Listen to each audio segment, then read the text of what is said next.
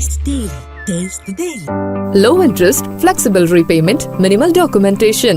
Repco Home Loans. 45 வயது கடந்த பெண்களா நீங்கள்? கருப்பை புற்றுநோய் குறித்த சந்தேகங்களுக்கான தங்கம் ஹோப்பை இலவசமாய் அணுகுங்கள். தங்கம் புற்றுநோய் சிகிச்சை மையம், நாமக்கல் மற்றும் கான்பூர். இந்த பணக்கொழுப்பு அப்படிங்கிற ஒரு விமர்சனத்தை முன் வச்சிருக்காரு. இதே சீமான் அவர்கள் விஜய் தமிழக வெற்றி கழகம்னு ஆரம்பிச்சு அந்த மாநாட்டு மேடைக்கு வரும் வரை என்ன பேசினார் அப்படிங்கிறது நமக்கு தெரியும். ஏன் விஜய் மீது இவ்வளவு? நாம் தமிழர்களுடைய வாக்குகளை பிரிப்பது தாவேகா அப்படிங்கிறது உளவியலாவே நமக்கு தெரியும். ஒய் பிரிவு பாதுகாப்பு விஜய் அவர்களுக்கு, தாவேகா தலைவர் விஜய் அவர்களுக்கு வழங்கியிருக்காரு. அது ஒரு விமர்சனத்தை உண்டாக்கியிருக்கு. உங்களை உயிருக்கு உயிராய் நேசிக்கிற ரசிகர்கள் அவங்க உங்க உயிரை எடுத்துருவாங்களா? விஜய்க்கு சினிமா முகம் இருக்கு, அரசியல் முகம் எது? நாள் போக போக காட்சி மாறும், திமுக கூட்டணி உடையும் அப்படின்னு சொல்றாங்க. விசிகா தாவேகா அதிமுக கூட்டணியோட போக வாய்ப்பு இருக்கிறதா? அதாவதுமா திருப்பி நான் சொல்றேன், இவ்வளவு பாதுகாப்பு எல்லாம் அவரை குடிச்சு இது பொன்முட்டையிடும் வாத்துன்னு பாஜக நினைக்குதோ? இன்னைக்கு வரைக்கும் விடுதலை சிறுத்தைகளை பொறுத்தவரை திமுகவோடு சில கொள்கைகளில் முரண்பட்டாலும் கூட ஆன்மீகத்தை நம்பாதவர்களை ஆட்சியில் அமர வைக்க கூடாது. இது என்னது? கிங் டிவி நேயர்களுக்கு வணக்கம். நிகழ்ச்சியில் சிறப்பு விருந்தினராக விசிகாவின் மாநில கொள்கை பரப்பு செயலாளர் சிபி சந்தர் நம்மிடையே இணைந்திருக்கிறார். பேசலாம். வணக்கம் சார், எப்படி இருக்கீங்க? நல்லா இருக்கேன். விசிகாவில இருந்து சமீபத்துல வெளியேறிய ஆதவ் அர்ஜுனா தாவேகாவில தேர்தல் மேலாண்மை பொதுச் செயலாளராக இப்போது இருக்கிறார். அவர் எப்படியும் ஆட்சி, அதாவது விஜய் அவர்களை, அவருக்கு உண்டான இப்போதைய பணி அப்படிங்கிறது விஜய் அவர்களை ஆட்சி கட்டல்ல அமர வைப்பது, தாவேகாவிற்கான வெற்றியை உறுதி செய்வது. விசிகாவில இருந்து போயிருக்காரு, உங்களுக்கு எதிராக தான் களமாட போறார். அப்போ இந்த தேர்தல் களம் எப்படி இருக்கும்? அதாவது திமுக கூட்டணியில் இருக்கக்கூடிய விசிகா திமுகவிற்கு எப்படி இருக்கும் அப்படிங்கும்போது, ஏன்னா தாவேகா வருகை திமுகவிற்கு ஒரு அச்சத்தை கொடுத்துருக்கு அப்படிங்கறதுதான் விமர்சகர்களுடைய கருத்தா இருக்கு. இல்ல, அச்சத்தை கொடுக்கறது அப்படின்னா, அதாவது இப்ப அதிமுக பிளவுபட்டு கிடக்குது இல்லைங்களா? பல கட்சிகளா இருக்கு. அது யார் அதிமுகங்கிறது இன்னும் தீர்மானிக்கல. அது பாஜக தான் தீர்மானிக்கும்னு நினைக்கிறேன். யார் கையில அதிமுக போகும் அல்லது இரட்டை இலை சின்னம் யாருக்குங்கிறது பாஜக கையில இருக்கு. அது நீதிமன்றத்தின் கையில் இருக்கிறதெல்லாம் சும்மா நமக்கு அது சொல்றாங்க, அப்படிலாம் இல்லை. அது அப்புறம் பேசுறோம். என்னன்னா, தாவேகாவினுடைய வரவு திமுகவை பாதிச்சிரும் அல்லது அதிமுகவை பாதிச்சிரும் அல்லது மற்ற கட்சிகளை எந்த கட்சி வந்தாலும், எந்த கட்சி புது கட்சி வந்தாலும் எல்லாருக்குமே ஒரு நோக்கம் தான் இருக்கும். அரசு அமைக்கிறது தான் நோக்கமா இருக்கும். யாரும் மக்கள் சேவைக்குன்னா அவங்க இயக்கமா இருந்துட்டு போவாங்க. கட்சின்னாவே அதிகாரத்தை கைப்பற்றுவதற்கு, அந்த அதிகாரத்தை கைப்பற்றுவதற்கு பல்வேறு உத்திகள் இருக்கு. பிரசாத் கிஷோர் வரலாம், ஜேபெக் வரலாம், ஆதவ் அர்ஜுன் வரலாம், யார் வேணாலும் வரலாம். ஆனா நீங்க மக்கள்கிட்ட போகும்போது என்ன கேட்பாங்கன்னா, நீங்க ஆட்சிக்கு வந்தால் இதை செய்வீங்க, ரைட் தான். ஆட்சி வர்றேன்னு சொல்றீங்கல்ல, அதுக்கு என்ன பண்ணீங்கன்னு கேட்டா உங்ககிட்ட என்ன பதில் இருக்கு? இப்ப 67 திராவிட முன்னேற்ற கழகம் ஆட்சிக்கு வருது. ஆட்சிக்கு வர்றதுக்கு முன்னாடி அவங்க என்ன சொன்னாங்கன்னா, ஆட்சிக்கு வந்தால் இதையெல்லாம் செய்வோம், ஆனால் ஆட்சிக்கு வருவதற்கு முன்பாக இதையெல்லாம் செய்திருக்கிறோம் சொன்னாங்கல்ல. இன்றைக்கு எந்த கட்சி அப்படி சொல்றாங்க? இல்ல, நான் கேட்கறது திமுகவுக்கு உண்டு, அதிமுகவுக்கும் அது உண்டு. ஏன்னா எம்ஜிஆர் திமுக பயணிச்ச காலம், திருமாவளவனுக்கும் உண்டு. 90-91 காலகட்டங்கள்ல தான் அரசியலுக்கு வராரு, இயக்கமாய் இருந்து மக்களுக்காக பண்ணிருக்காரு. இது மாதிரி எல்லாருக்கும் வரலாறு உண்டு. இப்ப மக்களே கேட்கிறாங்க, ஆட்சிக்கு வந்தால் இதை செய்வாங்கங்கிறீங்கல்ல, வர்றதுக்காக என்ன செஞ்சீங்கன்னு கேட்டா தாவேகால என்ன பதில் இருக்கு? படத்தில் நடிச்சிட்டு இருந்தான்னு சொல்லுவீங்க. தலைவர் பண்ணிட்டு இருந்தார், மக்கள் மன்றம் மூலியமா மக்களுக்கு நிறைய உதவிகளை அதை சொல்லுங்க, என்ன பண்ணிருக்கீங்க? இல்ல, நிறைய உதவிகளை பண்ணிருக்காங்க. உதவிகள் பண்ணுவது என்பது வேறு, அதாவது உதவிகள் பண்ணுவது என்பது வேறு. அது எத்தனை பேருக்கு தெரிஞ்சிருக்கு? அப்ப உங்க மேல உங்களுக்கு ஒரு நம்பிக்கை, இந்த கட்சிக்கு இதுக்கு ஆட்சிக்கு வரணும்னு சொல்றாங்க, இவங்களுக்கு வாக்களிக்கணும் அப்படின்னு மக்களுக்கு ஒரு நம்பிக்கை வர வேண்டும் என்றால் உங்களுடைய முற்பகுதி வரலாறு, முற்பகுதி சரித்திரம் தான் பேசும். அந்த சரித்திரம் உங்ககிட்ட இருந்தால் நீங்கள் வருவது ஒண்ணு தப்பு இல்லையே, வர்றதுக்கு ஆசைப்படலாமே. அந்த தகுதி முதல்ல இருக்கா அப்படிங்கறதா புதிதாக யார் ஆரம்பித்தாலும் அவங்க தனக்குள்ள கேட்டுக்கிற கேள்வி அதுதான். மக்களோட எந்த பிரச்சனையில் நின்றுருக்கீங்க? நீங்க மடிக்கணினி கொடுத்துருக்கலாம், இலவச கல்வி கொடுத்துருக்கலாம், யாருக்காவது மருத்துவ உதவி செய்திருக்கலாம், அதெல்லாமே ஓகே. அதுதான் தமிழ்நாட்டு பிரச்சனையா? பல கண்டன அறிக்கைகளை விஜய் அவர்கள் கொடுத்திருக்காரு. பரந்தூர் விமான நிலையத்திற்கு மக்களோட நின்னீங்க. அதாவது கடந்த 20 வருடங்கள்ல தமிழ்நாட்டுல ஏற்பட்ட எவ்வளவு கொந்தளிப்புகள், எவ்வளவு கொந்தளிப்புகள் இருக்கு. சார் ஒரு படத்தை முடிச்சிட்டு தான் ஒரு முழு நேர அரசியல்வாதியா வருவார். இல்ல நான் சொல்றது ஏன் எம்ஜிஆர் படத்தில் நடிச்சிட்டு இருந்த போதே தான் பிரச்சனை, எவ்வளவோ போராட்டங்கள்ல கலந்துக்கிட்டாரு. ஏன் விஜயகாந்த் வந்து படங்கள் நடிச்சிட்டு இருக்கும் போது எவ்வளவோ போராட்டங்கள்ல கலந்துக்கிட்டாரு. அந்த வரலாறு உங்களுக்கு இருக்கா? எந்த போராட்டத்தில் நீங்க முல்லை பெரியார் பிரச்சனைக்கு நின்னீங்களா? காவிரி இஷ்யூக்கு நின்னீங்களா? எந்த மக்கள் பொது பிரச்சனைக்கு எங்க நின்னீங்க? ஸ்டெர்லைட் பிரச்சனையில உங்க நிலைப்பாடு என்ன? தூத்துக்குடி ஏன் போல? தூத்துக்குடி பிரச்சனையில் நின்னீங்களா? இனிமே போவார் சுற்றுப்பயணம். இனிமேல்ங்கிறது வேற. நான் ஒரு இன்டர்வியூக்கே போறேம்மா, சர்டிபிகேட் எடுத்துட்டு போறேன், படிச்சு முடிச்சிட்டீங்களா தானே கேட்பாங்க. நான் எப்படியும் பாஸ் பண்ணிடுவேன் சார், வேலை கொடுங்கன்னு கேட்கறமா? கேட்கல இல்ல. அதுதான் என்ன செய்திருக்கிறீர்கள் தான் மக்கள் கேட்பாங்க. அதுதான் வேணும் மக்களுக்கு. நீங்க வந்தால் செய்வோம்னா எல்லாம் அதுதானே செய்ய போறாங்க. ஓகே. சீமான் அவர்களுடைய 2 தினங்களுக்கு முன்பான அந்த செய்தியாளர் சந்திப்புல அவர்கிட்ட கேட்கப்பட்டது, தாவேகாவுல ஏற்கனவே ஆலோசகராக ஜான் ஆரோக்கியசாமி இருக்காரு, இப்போது ஆதவர்ஜுனா விசிகாவில இருந்து விலகிய பிறகு அங்க போய் சேர்ந்திருக்காரு, அதிமுகல இருந்து நிர்மல்குமார் ஐடி விங் ஹெட் போயிருக்காரு, இவங்கெல்லாம் எல்லாமே இதுல 2 பேர் வந்து தேர்தல் விகடனர்கள் தான், 3வதாக பிரசாந்த் கிஷோரும் இணைந்திருக்காரு அப்படின்னு கேட்கும்போது ஒரு இந்த வாய்க்கொழுப்பு, பணக்கொழுப்பு, இந்த மாதிரி பல்வேறு விஷயங்களை சொன்னாரு. அவர் அதற்கு முன்பு பேசியது ஓகே, தமிழ்நாட்டை பத்தி அவங்களுக்கு என்ன தெரியும், பிரசாந்த் கிஷோருக்கு என்ன தெரியும், அதெல்லாம் ஓகே.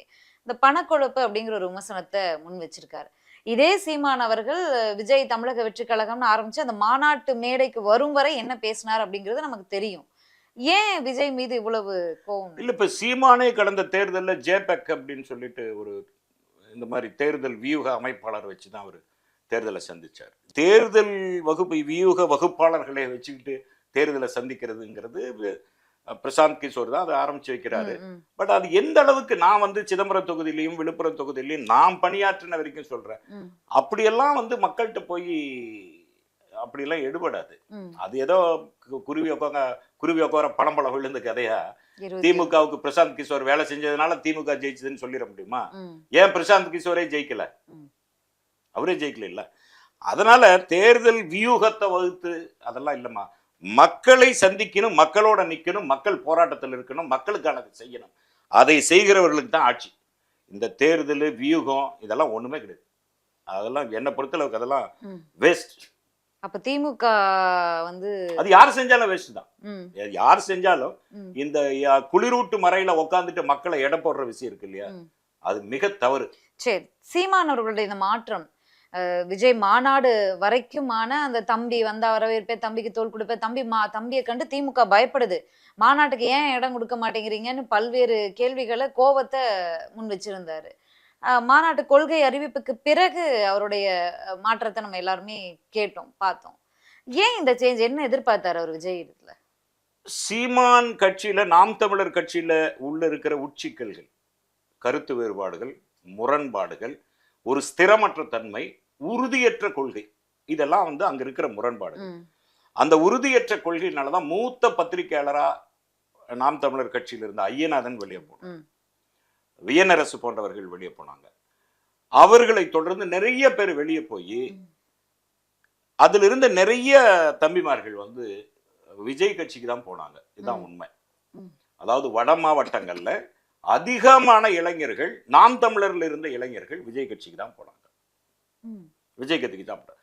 பொதுவா பார்க்கும்போது நாம் தமிழர் ஏன் வந்து அது வரைக்கும் ஆதரிச்சிட்டு இருந்தவர் திடீர்னு வந்து எதிர்ப்பு முகம் காட்டுறாரு அப்படின்னு சொன்னா, நாம் தமிழர்களுடைய வாக்குகளை பிரிப்பது தாவேகா அப்படிங்கிறது உளவியலாவே நமக்கு தெரியுது. அதனால அந்த கோபம் இருக்கும் அவருக்கு, சீமானுக்கு இருக்கும். இல்ல இந்த தேர்தல், அதாவது இந்த இடைத்தேர்தல் வரைக்கும் சீமான் அவர்கள் வந்து 2 மடங்கு வாக்கு எடுத்துட்டேன், எனக்கு இன்னும் 40,000-50,000 வாக்கு வந்திருக்க வேண்டியது அப்படின்னு பேசிட்டாரு. இந்த 2026 தேர்தல் வந்து திமுகவிற்கு டஃபா இருக்கோ அதிமுகவிற்கு டஃபா இருக்கோ, நாம் தமிழர் வந்து அந்த வச்சிருக்காங்க இல்லையா 8.25% வாக்கு வந்து நாடாளுமன்ற தேர்தல் நேரத்துல பெற்றாங்க இல்லையா, அங்கீகரிக்கப்பட்ட கட்சி அப்படிங்கிற அங்கீகாரத்தை பெற்றாங்க இல்லையா, அந்த அங்கீகாரம் கூட இந்த 26 தேர்தல்ல நிலைக்குமா? அது கூட இறங்கி அது ஈரோட்டு இடைத்தேர்தலே தெரிஞ்சிடுச்சு உங்களுக்கு. ஈரோட்டு இடைத்தேர்தல்ல நாம் தமிழர் சட்டமன்றத்தில் வாங்கின வாக்குகள் 10,000 சில்லறை, 10,618. இடைத்தேர்தலில் வாங்கின வாக்குகள் நொடிக்கு 24,000. ஆனால் 12,000 வாக்குகள் வந்து 12,000 வாக்குகள் வந்து பாஜகவினுடைய வாக்குகள், மறைமுகமா சீமானுக்கு ஆதரவு கிடைச்சது. அதே மாதிரி எந்த நிலையிலையும் திமுகவை எதிர்க்கணும் அப்படிங்கிற மனநிலை உள்ளவர்கள் இருப்பாங்க. அது ஒரு 5000 வாக்குகள், 12 5 17 தெரியுங்களா? இந்த 24 கணக்குல 10 12 வந்து பாஜக, அதற்கு பிறகு திமுக எதிர்போட்டுகள், அதற்கு பின்னால் பெரியார் மேல உள்ள கோபம், அதாவது கடவுள் இல்லைன்னு சொல்லிட்டாரே அப்படிங்கிற ஒரு கோபத்துல ஒரு இல்ல இது வந்து நம்ம வந்து பேச்சுக்கு சொல்லிடலாம்.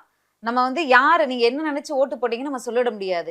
என்ன நினைச்சு ஓட்டு போட்டிருந்தாலும் திமுகவிற்கு அதிமுக பலவீனம் அடைஞ்சதுனால கிடைக்கக்கூடிய வாக்குகளை திமுகவினுடைய தோல்விதான் இது, அதிமுகவினுடைய வாக்குகள், அதனால திமுகவுக்கு தோல்விதான் சொல்லிட முடியாதுல்ல. அதிமுக வாக்குகள் இங்க வந்துருச்சு, அது வெற்றி அப்படின்னு தானே சொல்ல முடியும். அப்ப வந்து அவர் என்ன பேசினாரு, எப்படி வந்துச்சோ அவருக்கு வந்து இன்னொரு மடங்கு அதிகம் 10,000க்கு 20,000 கிடைச்சிருக்கு. அது ஒரு வெற்றியா தானே நம்ம பார்க்க முடியும். அது வெற்றியை பார்க்க முடியாது. ஒருவேளை பாஜகவோடு நாம் தமிழர் இருந்தால் அந்த 24 செல்லும்.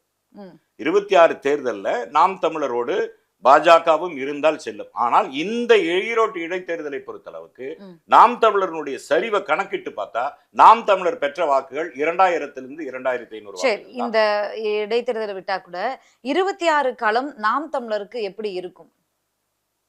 26 களம் இல்ல, நாம் தமிழரை பொறுத்தளவுக்கு இன்னும் 50 ஆண்டுகளுக்கு தோல்விதான் களம். முன்னேறி வருவதற்கான என்ன செயல் திட்டம் வச்சிருக்கீங்க?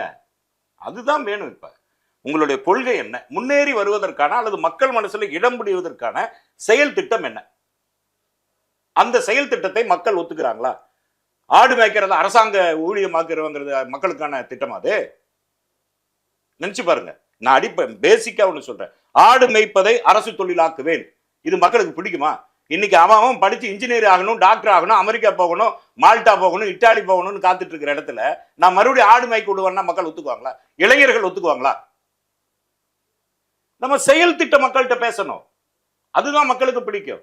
அதை விட்டுட்டு நான் ஆடு மேய்க்க விடுவேன், பால் பண்ண வைக்க விடுவேன், பால் பண்ண யாரு, அதெல்லாம் மக்களுக்கானது என்ன? இன்னைக்கு என்ன ஏஐ தொழில்நுட்பத்துக்கு போயிட்டாங்க. இன்னைக்கு போய் ட்ரம்பை பார்த்து ஏஐ தொழில்நுட்ப நுண்ணறிவை பத்தி பேசிட்டு இருக்கிற காலத்துல நான் மறுபடியும் பின்னோக்கி எடுத்து என் கையில குச்சியை கொடுத்த ஆடு ஓட்ட விடுவோம்னா மக்கள் ஒத்துக்குவாங்களா? எந்த திட்டத்தோட நீங்க 26 தேர்தலை சந்திப்பீங்க சொல்லுங்க? ஆட்சிக்கு வந்தால் இதை செய்வேன், எல்லாரும் ஆட்சிக்கு வந்தால் எல்லாம் தான் செய்வாங்க. மக்கள் மனதில் உங்க மேல ஒரு நம்பிக்கை வருகிற அளவிற்கு உங்க அரசியல் இருக்கிறதா? நான் தாவைக்காவுக்கும் அதான் கேட்கிறேன், நாம் தமிழருக்கும் அதான் கேட்கிறேன். மக்கள் மனதில் இடம் பிடிக்கக்கூடிய அளவுக்கு நம்ம மனசாட்சி பேசணும். விஜய் நல்ல நடிகர், பன்முக நடிகர், அதெல்லாம் நம்ம மாற்றுக்கிறது இல்லை. ஒரு நடிகரா நீ ரசிகர் மத்தியில் இடம் பிடித்திருக்கலாம், அவங்க உன்னை ரசிக்கிறாங்க, அது வாக்கா மாறுமா? உதாரணத்துக்கு ஒன்று சொல்றோமா, நாமக்கல்ல எனக்கு தெரிஞ்சு 2001-2 காலகட்டங்கள், அந்த காலகட்டங்கள் நான் ராமராஜரோட பயணிச்சு போயிருக்கேன் நாமக்கல்ல. அப்ப அவர் அரசியல் எல்லாம் இல்லை, ஒரு நடிகர், கிராமராஜர் அப்படி வச்சுக்கோங்க. 1.5 லட்சம் பேர் இரவு 12 மணிக்கு நாமக்கல்ல அந்த மலைக்கு கீழே காத்திருந்தாங்க. 1.5 லட்சம் பேர், கட்டுக்கடங்காத கூட்டம், புரியுதுங்களா? நைட்டு 12 மணிக்கு. அப்ப அந்த கூட்டம் எல்லாம் வாக்கா மாறிச்சா? ஒரு ரசிகர்களை வைத்து கணக்கு போடுகிற அரசியல் இருக்குல்ல, அது வந்து எம்ஜிஆர் காலத்துல. ஆனா எம்ஜிஆரையும் இவங்களையும் நம்ம ஒப்பிடவே முடியாது. என்ன காரணம்னா, அவரும் நடிகர் இவரும் நடிகர் கால்குலேஷன்ல போகக்கூடாது. நான் இது ஒரு ஆலோசனையாவே சொல்றேன். எப்படின்னா, எம்ஜிஆர் அரசியலிலும் இருந்தார், சினிமாவிலும் இருந்தார். எம்ஜிஆர் வந்து திமுகவிலிருந்து பிரிந்து அதிமுகவை துவங்கும் போது அவர் கூட போன ஜாம்பவான்கள் எல்லாம் பாருங்க, அரசியல் ஜாம்பவான்கள். பண்டூட்டி ராமச்சந்திரன், பாவு சண்முகம், ராகவானந்தம், அரங்கநாயகம், SD சோமசுந்தரம், இவங்கெல்லாம் அந்தந்த பகுதிகளில் ஜாம்பவான்கள். அப்ப இப்போ ஒரு SD சோமசுந்தரம் தஞ்சாவூர்காரர் அப்படி வச்சுக்கங்களேன். அந்த தஞ்சாவூர்காரங்க நம்ம தலைவரே வந்து எம்ஜிஆரை ஒத்துக்கிட்டாரு அப்படின்னா மாறிடுவாங்க. அதே மாதிரி ஈரோடு முத்துசாமி, அரங்கநாயகம் கோயம்புத்தூர், ராகவானந்தம், இவங்கெல்லாம் பெரிய பெரிய அந்தந்த 10 வருடத்திற்கு மேலாக அவர் அரசியல்ல பயணப்பட்டிருக்காரு. அதனால எம்ஜிஆர் வந்து உடனடியா முதல் தேர்தலையே திண்டுக்கல் இடைத்தேர்தல்ல மாயத்தேவர் நின்று வெற்றி பெற்றார். அதனால எம்ஜிஆரும் நடிகர், விஜயும் நடிகர்னு அந்த பார்வையில பார்க்க கூடாது. எம்ஜிஆர் அதற்கு முன்பாகவே பெரியாரோடு, அண்ணாவோடு, கலைஞரோடு அரசியல்ல இருந்தவர், மக்களை சந்திச்சவர். அரசியல் முகமும் இருந்தது, சினிமா முகமும் இருந்தது. விஜய்க்கு சினிமா முகம் இருக்கு, அரசியல் முகம் எது? அதைத்தான் நான் கேட்கிறேன். அப்ப 26, இன்னும் ஒரு வருஷம் தான் இருக்கு. 26க்குள்ள நீங்க உங்களுடைய அரசியல் முகம் முற்றும் முழுதா மக்களுக்கு தெரிஞ்சிருமா? சரி, அவர் பயணப்பட இருக்கார் 234 வாழ்த்துக்கள். நான் சொல்றது விஜய் அரசியலுக்கு வந்ததை நான் வரவேற்கிறோம். ஆனால் மக்கள் மனதில் இடம் பிடிப்பதற்கான செயல் திட்டங்கள் என்ன? திராவிட கட்சிகளிலிருந்து அதிமுக கட்சியிலிருந்து நான் வேறுபட்டு இதை செய்கிறேன், அல்லது திமுக ஆட்சியிலிருந்து வேறுபட்டு நான் இதை செய்கிறேன் அப்படின்னு சொல்றதுக்கு என்ன இருக்கு? அதுதான் என்னோட கேள்வி.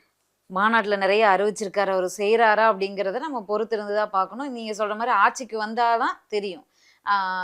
பிரிவு பாதுகாப்பு விஜய் அவர்களுக்கு, தாவேகா தலைவர் விஜய் அவர்களுக்கு வழங்கியிருக்காரு. அது ஒரு விமர்சனத்தை உண்டாக்கியிருக்கு. நீங்க எப்படி பாக்குறீங்க? அதாவது தமிழ்நாட்டுல எத்தனையோ தலைவர்கள் இருந்திருக்காங்கம்மா, இன்னைக்கும் இருக்காங்க. பெரிய பெரிய தலைவர்கள் இருக்காங்க. அவங்களுக்கெல்லாம் இல்லாத ஒரு இசட் பிரிவோ ஒய் பிரிவோ. இதுக்கு ஒரே ஒரு உதாரணம் தான் என்னால சொல்ல முடியும். காமராஜர் கார்ல போயிட்டு இருக்காரு, முன்னாடி சைரன் வச்ச ஒரு ஜீப் போயிட்டு இருக்கு. அது என்ன முன்னாடி ஏதோ கத்திரிட்ட போகுதுன்னு கேட்கிறாரு காமராஜர். நிறுத்த சொல்றாரு. என்ன நீ யாருன்னு கேட்கிறாரு. நான் இந்த மாதிரி அசிஸ்டன்ட் கமிஷனரு, உங்க பாதுகாப்புக்காக போயிட்டு இருக்கிறேன். திரும்பி போ, இதெல்லாம் எனக்கு வேண்டான்னாரு. நான் மக்களுக்காக வேலை செய்யறேன், மக்களுக்காக பணி செய்யறேன், மக்கள் கிட்ட போறேன். யாருகிட்ட இருந்து யாரை காப்பாத்துறீங்க? அவர் கேட்ட கேள்வி. யாருகிட்ட இருந்து யாரை காப்பாத்துறீங்க? அப்ப இன்னும் மக்கள் மேல உங்களுக்கு நம்பிக்கை இல்லையா? இதே கேள்வி நம்ம முதலமைச்சரை பார்த்து கேட்க முடியுமா? எல்லாத்தையும் கேட்கலாம். நான் சொல்றது நான் எல்லாத்தையும் கேளுங்கிறேன். யாரா இருந்தா என்ன? இந்த மக்கள் தானே உங்களுக்கு வாக்களிச்சாங்க. அந்த மக்கள் உங்களுக்கு பாதுகாப்பு கொடுக்க மாட்டாங்களா? இந்த மக்கள் மேல உங்களுக்கு நம்பிக்கை இல்லையா? புரோட்டோகால்ங்கிறது நம்ம வகுக்கிறது தானே, நம்ம வகுத்து செயல்படுறது தானே. மினிமம் வச்சுங்க. நான் சொல்றது ஒருவேளை ஒரு தனி மனித தாக்குதலோ அல்லது எதிர் தரப்பில் இருந்து வர தாக்குதல்களே இருக்கும். அதுக்காக குறைந்தபட்சம் வச்சுங்க. ஒரு இசட் பிரிவு, அண்ணாமலைக்கு எதுக்கு இசட் ஒய்யு? நீங்க முதல் மக்களை சந்திங்க. மக்களை சந்திச்சா தான் அவங்க உங்களை ஆதரிக்கிறாங்களா எதிர்க்கிறாங்களான்னு தெரியும்.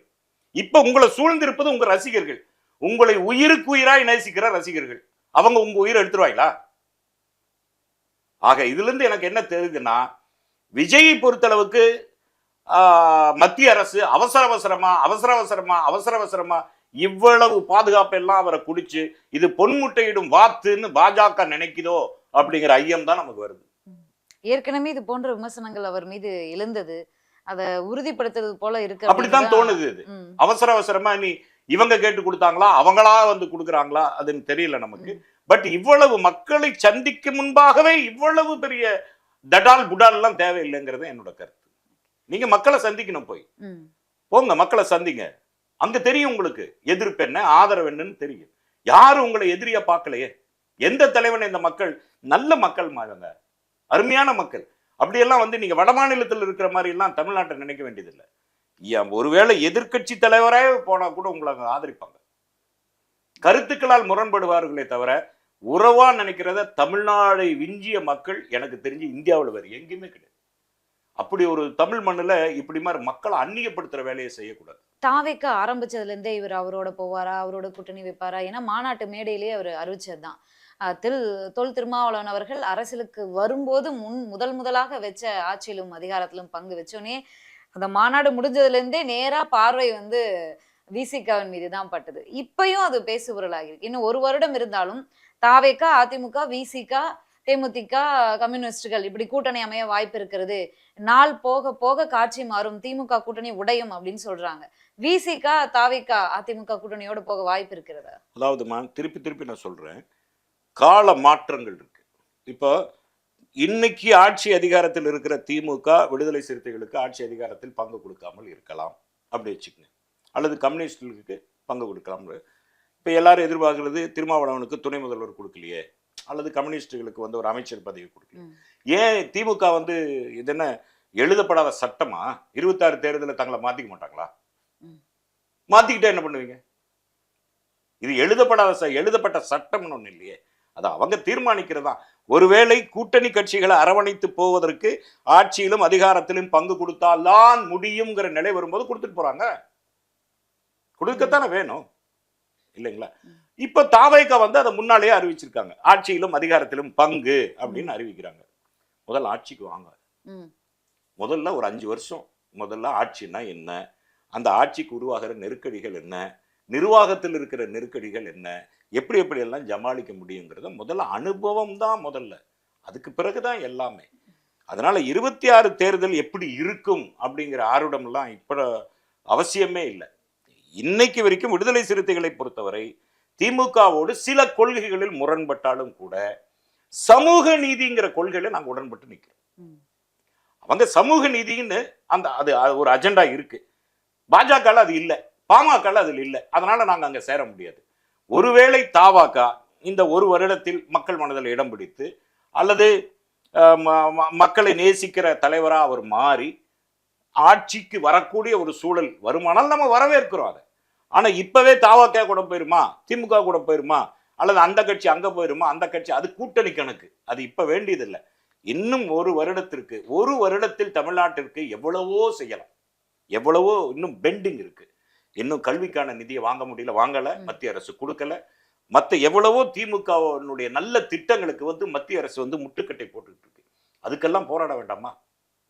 ஏன் பள்ளி கல்வித்துறை அமைச்சர் மகேஷ் 2152 கோடி ரூபாய் தரலேன்னு பகிரங்கமா பேட்டிக்கு விஜய் அறிக்கை விட்டுருக்கலாமே. அண்ணாமலை செங்கல்ல உருகிறதுக்கு பதிலாக போய் அந்த பணத்தை உருகிட்டு வரலாம்ல, இல்லைங்களா?